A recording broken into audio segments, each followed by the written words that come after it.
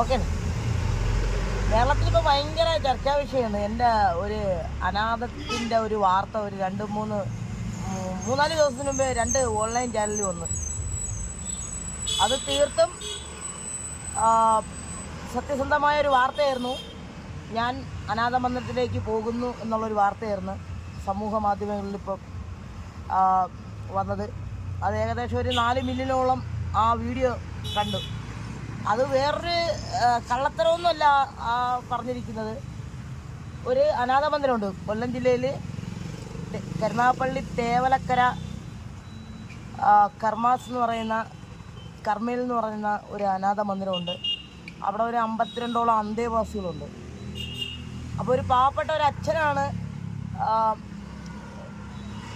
ആ സ്ഥാപനം നടത്തുന്നത്. സ്ഥാപനമല്ല, അത് നയിക്കുന്നത്.